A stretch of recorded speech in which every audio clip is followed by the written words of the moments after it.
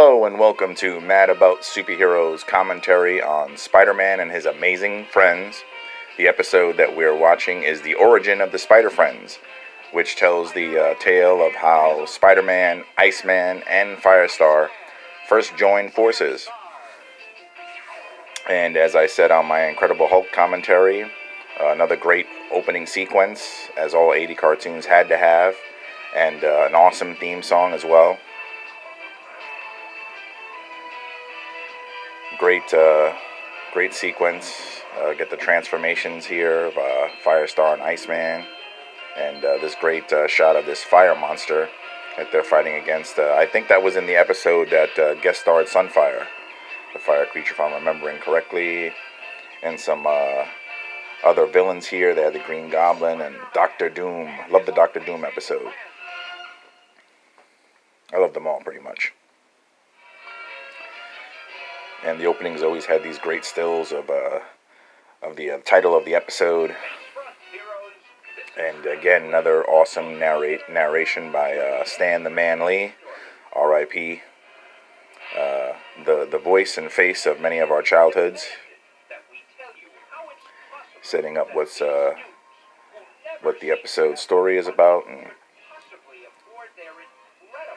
basically how they afford their crime-fighting lab and all that biz. When I was a kid, there was a comic book that came out that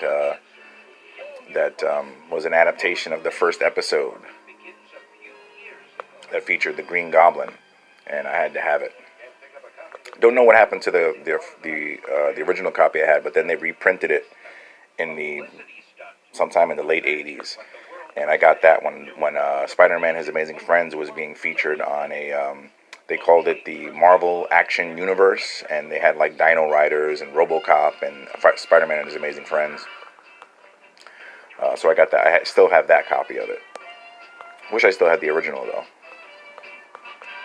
We got some acrobatics here by Spider-Man. He set up his little camera to take pictures that he always sells to the Daily Bugle. And there's a nice billboard of J. Jonah Jameson. And now we have J. Jonah Jameson in the flesh, or in the animated flesh. And he's always a grouch. And he's the animated version on Spider-Man's Amazing Friends follows suit with that. And Spider-Man's old news, according to JJ. He wants photos of Firestar and Iceman.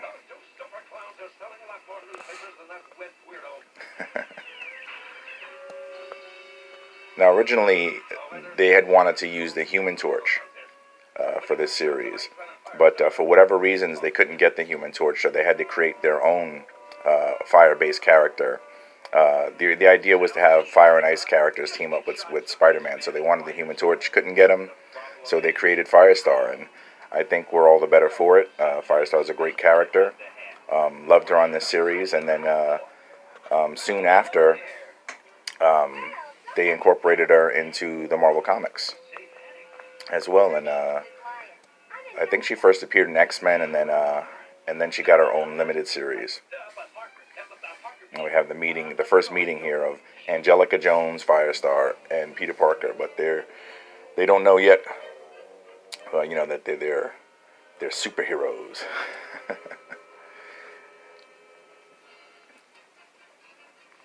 And they go into this science expo.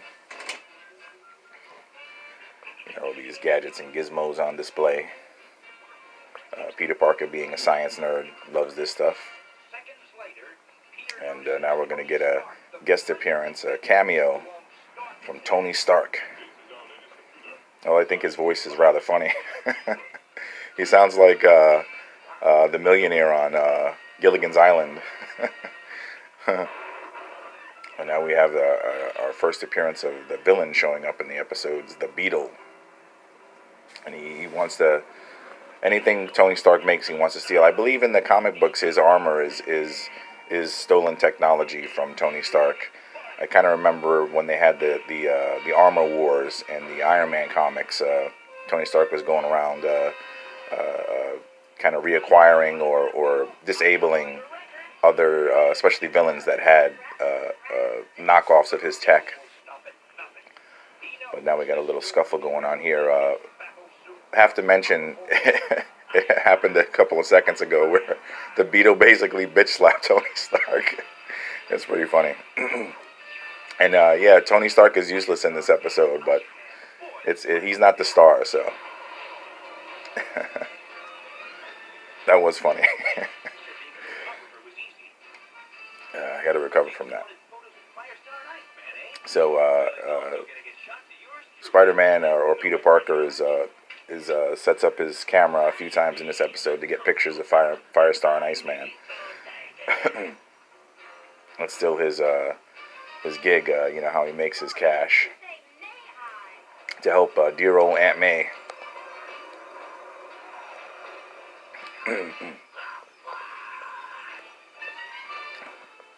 The Beetle wanted that supercomputer, whatever it was, but then he threw it real quick to combat his enemies.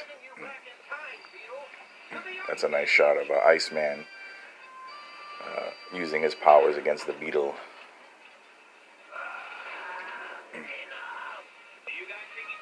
This is a nice shot too of all of them together. That was cool.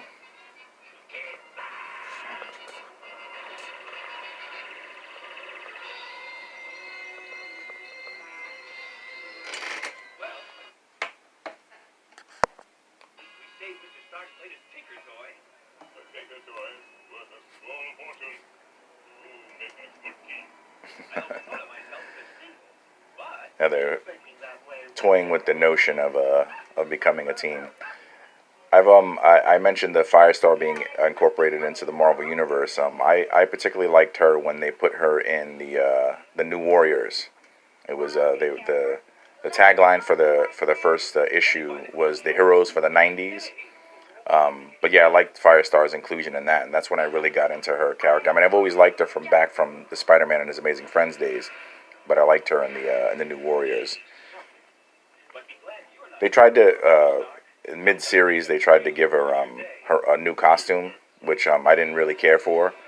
I like the original costume, but they always got to switch things up and change costumes. Eventually, when it doesn't really connect with fans, they go back to the original. So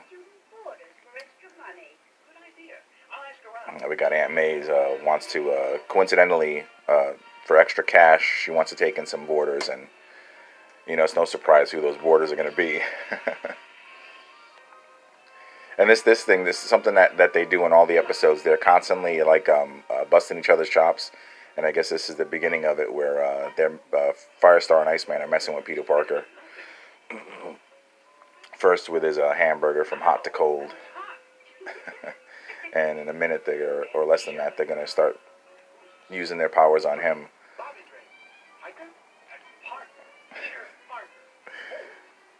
It's like corny stuff, but you know that's why I love it. It's lots of fun. There have been quite a few Spider-Man cartoons since this. This is probably my favorite. I do like the '90s cartoon, the Spider-Man animated series. There was a pretty good one, the Spectacular Spider-Man too, that came out not too long ago. But this is my favorite. Spider-Man and His Amazing Friends. I have lots of fond memories of watching this when I was a kid. Would come on, I think before or after, I can't remember the order. Would come on. They'd like do a double feature of this and the Incredible Hulk, which was a great double feature. And now they got Empire State University is somehow there's a fire. Maybe somebody was smoking weed in the lab. So a fire breaks out, just an excuse for the Spider friends to have something to do, to team up and save the day. And it's pushing them together.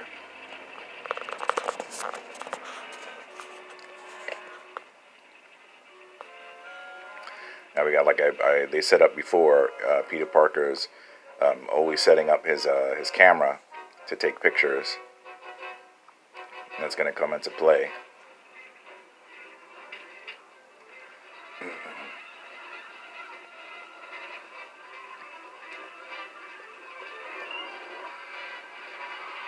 I can't remember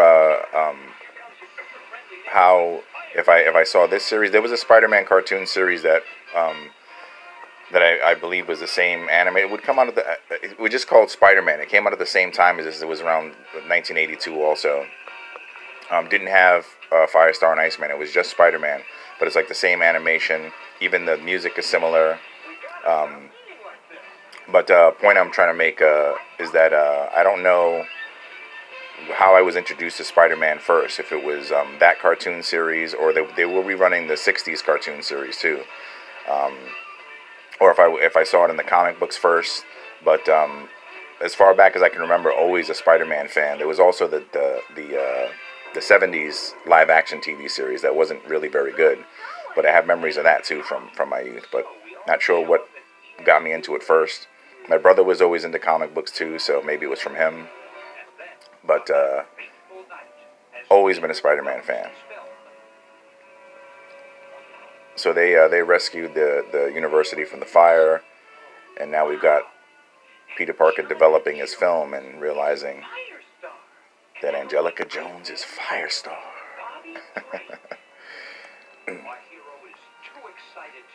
And now he's having dreams of them being a team. Again, great narration from Stan Lee. And the great transition scenes too here with the spider webs.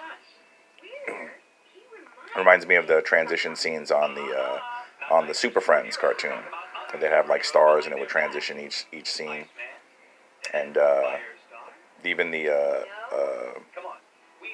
their how they wind up calling themselves the Spider Friends, I think, is also influenced by the Super Friends, Spider Friends.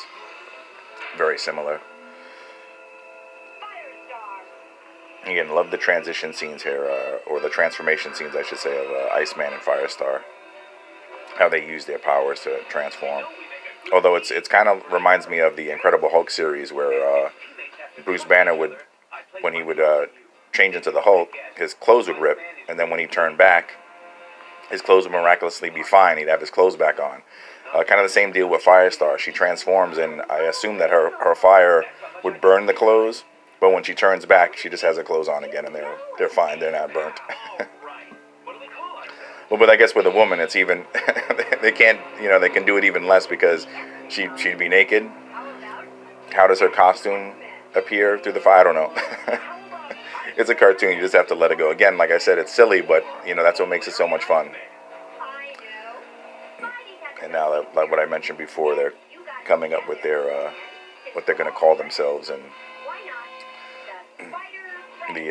the funny one is that they say here that they're X-Men. Now that's true for Iceman at this time, but not so much for Firestar. They later incorporated that into the Marvel comics. But they guess they just tagged her on with Iceman, saying that they were X-Men.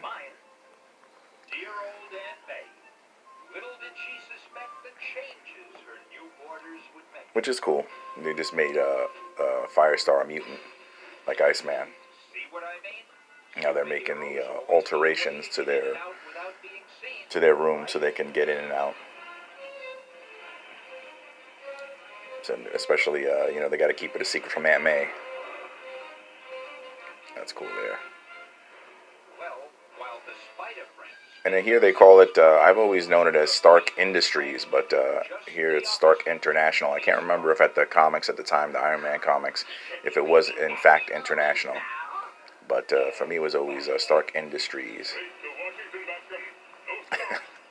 And that Tony Stark's voice in this, it freaking, it makes me laugh. Like I said, it sounds like the millionaire from Gilligan's Island. He sounds so silly. Like that's not how I hear Tony Stark. I guess pretty much everybody now would hear Robert Downey Jr.'s voice. But yeah, it's really funny. And if I'm remembering right too, I think that the voice of Iceman is Frank Welker, who was most famously the voice of Megatron on the Transformers cartoon. And the guy that's doing Peter Parker, I don't remember his name, but he plays Bumblebee also. He does the voice of Bumblebee on Transformers. So that's pretty cool. When I was a kid and the Transformers cartoon first came on and I heard Bumblebee's voice, I immediately, it's Peter Parker, Spider-Man from Spider-Man and His Amazing Friends. Now we got the Beetle kidnapped Tony Stark. He's constantly after his inventions. He's riding Tony Stark's coattails. You know,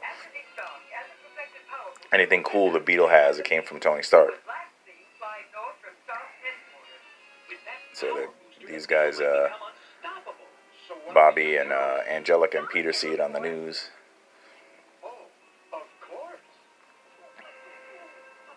And poor Aunt May is always left in rooms talking to herself while these guys go off on their adventures.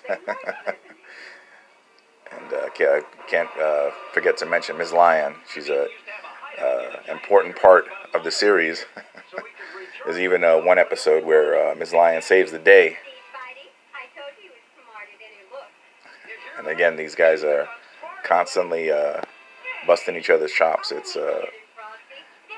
part of the series that I enjoyed, still enjoy. I rewatch this often. Right now, it's on Disney Plus, but before Disney Plus was a thing, I had purchased it on Amazon. So I'm watching it on there right now. Damn, just he noticed that Tony Stark had that power booster, and he just dropped them to his death. If the Spider Friends weren't there, he'd be splat on the concrete. Like I said, Tony Stark, Iron Man, is pretty useless in this episode. He's not very proactive about saving himself or doing anything. It's like some superhero. Without his armor, he's shit. So of course, Spider-Man swung down and rescued him.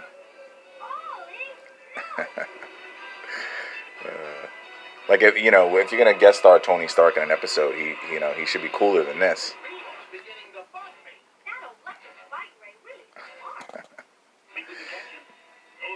So he saved. They saved Tony Stark's bacon for the second time. So he kind of owes them. So they're gonna get hooked up with some special Tony Stark tech. It's in the opening of every episode of the series, and now we're gonna see it here, where they transform their room, and all the computers and gizmos and gadgets pop out, which is pretty cool. They're jumping for joy. Hey! And of course, Aunt May's got to come in for some comedy shenanigans, and they got to turn it back so she doesn't see.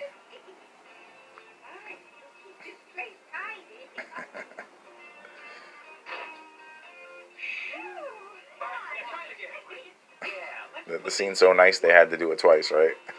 Or actually, was it 3 times? Back and forth and back again.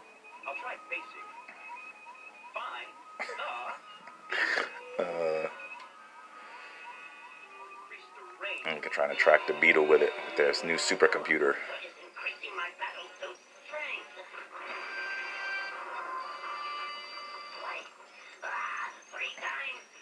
Spider-Man always had a great rogues gallery. The Beetle would appear in his comics as an enemy. I remember a series that they had, the Deadly Foes of Spider-Man, and the Beetle showed up in that. I think it was like a limited series. That's pretty cool. But I also remember the Beetle as a Iron Man villain too, showing up in Iron Man comics. Like I mentioned earlier, they had a storyline, the Armor Wars, and the Beetle was in a few of those. Now the Beetle's using the power booster to cause all kinds of wreak havoc and all kinds of nonsense. I remember in the early 80s too, they had a tough time finding what to do with Iceman in the comic books. I know he had his own limited series, and he was in like the Defenders for a while, but to me, Iceman I always have fond memories of Iceman from this, but to me, he's always an X-Man. Always a cool member of the X-Men. Now, Iceman and Firestar are gonna use their brains to figure out where the Beetle's gonna strike next. And poor old Peter Parker, they make him a dumbass, and he needs the computer to figure out where the Beetle is. I thought he was a keen scientific mind, you know. They kind of scrubbed him out a little bit in this. And there's some supercomputer that Tony Stark gave them that it's it's being interfered with. It doesn't work because Aunt May is running the vacuum cleaner. You suck, Tony Stark. I actually love the Iron Man character, but in this he's kind of useless, like I said. And there it is, Stark International.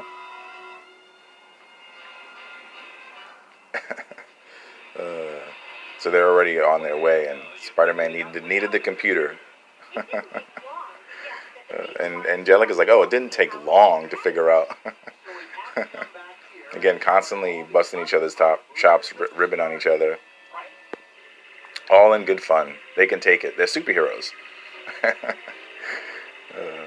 And the Beetle, he just has a mad-on for Tony Stark and Stark International in this episode. He's just all kinds of wreaking all kinds of havoc on poor old Tony Stark, who's now on a secret mission in outer space to get him away from the action. That's what we want to see. We want to see Iron Man guest star in Spider-Man and His Amazing Friends, and not really do anything. Although this series had a lot of guest stars in it. They didn't have the best use of Iron Man in this episode, but they had appearances from Captain America. Lots of guest stars. They even had an episode called Seven Little Superheroes that had Doctor Strange and Namor. So that's pretty cool. And like I mentioned earlier, that they had an episode with Sunfire where him and Firestar have a little bit of a romance, which is cool. And now they're getting into it with the Beetle. Little battle going on here. We got each character, trying their hand at, battling the Beetle. And now he's all souped up because he's got Tony Stark's power booster. So he's giving them a little more trouble than he usually would. But, Spider-Man, since they scrubbed him out he needed the computer to find the Beetle, he's going to come up with the plan to take the Beetle down. And Iceman's up. And it's another way of showing that they can't do it, alone, but together, they're stronger. And the Beetle just busted out of Iceman, covered him in all the ice, and he just busts right out of it. Kind of like what Iceman does when he transforms. He covers himself in ice, and then he busts out.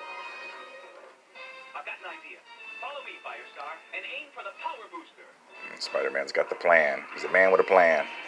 Or as Hannibal Smith says in the A-Team, I love it when a plan comes together.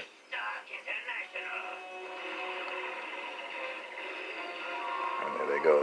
They're going to combine their powers to take down the Beetle. Spider-Man's ripped the power booster off his chest with his spider web, and you got Firestar and Iceman using fire and ice, their fire and cold powers. And his costume cracks right off of him. Has a cool shot there with the costume busting off the Beetle, or the armor, I should say. And now he's going away in handcuffs. The cops show up when it's all over, as in any series, cartoon or even like live action series. And there we go. We got the three of them together, and it's the start of a beautiful friendship indeed. Great cartoon series. Love this episode. One of my favorites as a kid. Always loved the origin stories. And that's it. Thanks for tuning in with me. Really appreciate it. And as always, thanks for letting the geek flag fly with Mad About Superheroes.